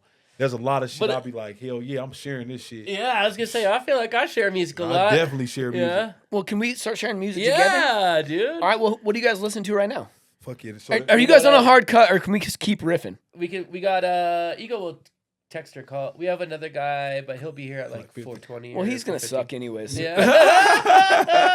I don't know if he's gonna be the top this year for sure. Not at all. Yeah, no. I'm listening to this song that I'm running on repeat right now is Alan Stone. Okay. And it's Consider Me. It's a fucking jam. It's Hip hop. What is it? No, it's like he's an R&B singer. He's this white dude, redhead, long fucking. He looks like Shaggy from Scooby Doo. Alan Stone. And the song is called Consider Me. Are you guys on YouTube, or can we play it in the mic or no? Because I want to hear it. Yeah. How'd you find him? Right. Just popped up on my feed one day. All right. I'll text it to you. He's fucking sick, bro. I'm only gonna play a second just so we don't get in trouble. Yeah. Fuck it. When have you ever can? I guess we're not even monetized. Who cares? Shit, they got to go so long through this episode to get to that. If Alan, you went that far to listen to that shit, then you should come sit on the show. If we need to cut it, we can cut it. I just love riffing. I also haven't had a good catch up with you in a long time. I know. This a white ginger? White ginger, bro. This dude's fucking. Maybe he's black. Is it black albino? Nah, he's fucking Yeah, white. he really looks white as White can be. as- white White as as can the be, bro. driven snow. You're showing me the album cover, but that's okay. Alan Stone. Alan Stone. Hey, shout out Alan Stone. Shout out Alan Stone. I think in this, well, what's been going on hard in our house is Olivia Dean. Okay, let's Yeah, hear Yeah, it. a lot Let's of hear that. it. Yeah. Let's hear it. I love. Oh, Olivia yeah, we Dean. listen to a lot of Olivia Dean? Yeah, she's hard. Talk to me. Oh yeah, it's the one. She goes hard too. Across the pond. London. Is she? I think she's from France. Maybe we listen to this a lot.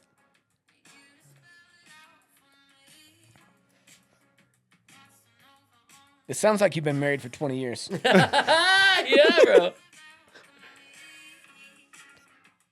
I didn't even know she was a black lady. You didn't? I don't know if she's a black lady. Might be a little mix. Might Yeah. got her some stuff. Why in does that matter? I just hearing her voice, then she sounds like Adele to me. definitely Adele vibes. Yeah. I mean, she's from London, Britain or whatever, you know. Where the Alright, fuck they call Lance. themselves? You fuck with hardcore or no? Man, I fuck with it all, man. I am a music connoisseur. Really? No, really. Who were Alright, you the one pull that it was up. posting Pull it up. the Christian hardcore band?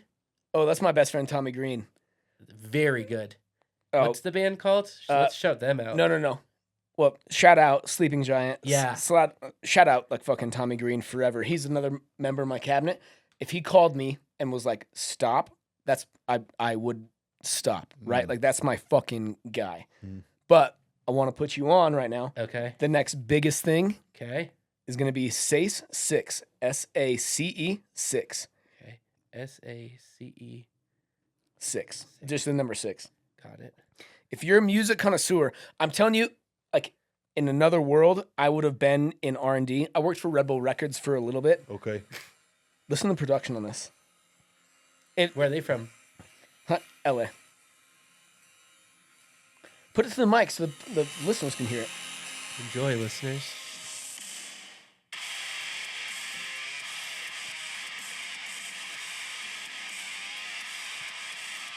You ever been to one of these concerts? Nah. Oh, we got to go. I just need I don't do well in tight spaces. I've never been to a lot of concerts. Oh, That's fair. he's the next fucking like Crazy voice. Fuck yeah. like I'm talking like Little Peep style level. Yeah. Like he's gonna pop. Is that a girl in there too? No.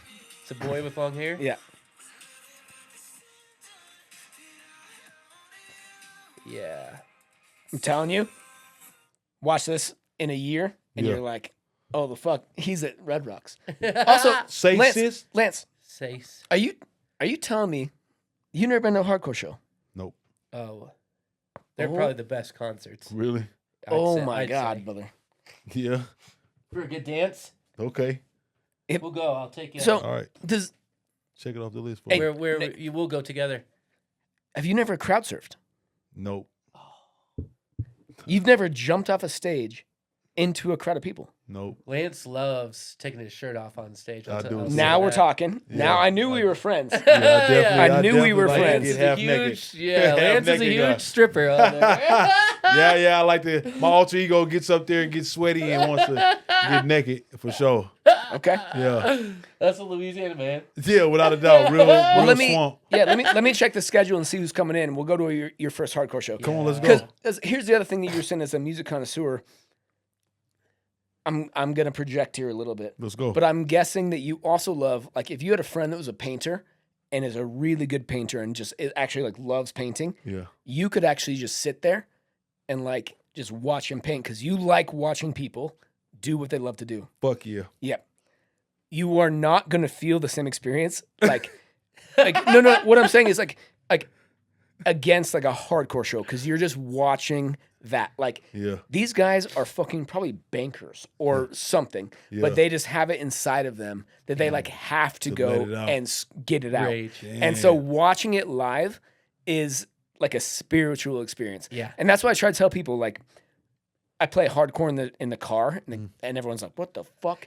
And then I take them to a show, and they're like, "Holy shit!" Yeah. Well, I get it, huh? Yeah, like you're I'm here for it, man. Yeah. Yeah. I'm here for it. Yeah. Swear. We'll bring the Megs. Yeah. You like hardcore music? I mean, she will to that night. I mean, my Meg just likes experiences. Yeah, yeah. She just like put me on new things, babe. Yeah. Like, Well, that's has what she ever crowd surfed? No, hell no. Well, yeah, we're not gonna let her anyways. But you need to experience it at least Yeah. one of your Yeah, life. well, yeah, Yeah. we'll throw you up there. It's all right. All right, I'm boys. holding you to it. Yeah. I think crowd surfing is one of the great. I've only done it once, but it was. You've only crowd. Yeah. Jesus Christ. Yeah, come on. All right. I love you, boys. You have another appointment that's cooler than me. You got to tell the people who you are. 'Cause Hell they still don't know unless you want to Oh, leave yeah. it like that. Oh yeah, we Totally didn't even up to do an you. intro. We didn't even do an intro. this has been the Welcome to a Podcast where we bring on people who are fucking cool, super fucking phenomenal people doing great things. Yeah. You know what I'm saying? People Yeah. that we admire, love deep. And we hope that you get to know them as well as we know them today and have gotten to know them. I'm your Yes. boy Lano. This is the coolest guy. Takes business calls, doing business, Jeremy Pape. Trying to And keep who the do we lights have on. here with us today? Man, we got Josh Schmitz. One of the so we like to start the pod or end end it with giving people their flowers, bro. Fuck yeah. And No, hey. Reverse Uno. I know you know what I'm talking about. All right, come on, you fucking. no, you can't. This is my fucking show, No, bro. it's What the fuck are you talking about? You fucking right, brother. Yeah, it's a staple. No, reverse Uno. Reverse Uno. My name is Joshua Schmitz. I'm here with Jeremy and Lance, and they are some of the best interviewers in the state. They could not be better at representing the state of Colorado, the city of Denver, all the young creators. If you guys get an opportunity to run across them in a bar, buy them a shot. If you get the opportunity to get an email from them, do the video. If the video is too high, take it. Take it. Because it's worth it. Yes. And or send me your song and tell me why you're sick. And welcome to it studio, baby. Yeah, welcome to it. It's the craziest episode ever. Fuck. Yo.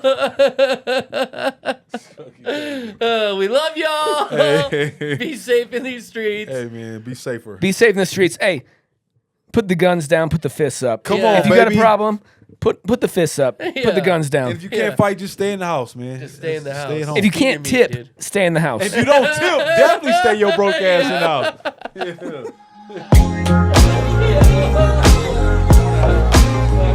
What up, though?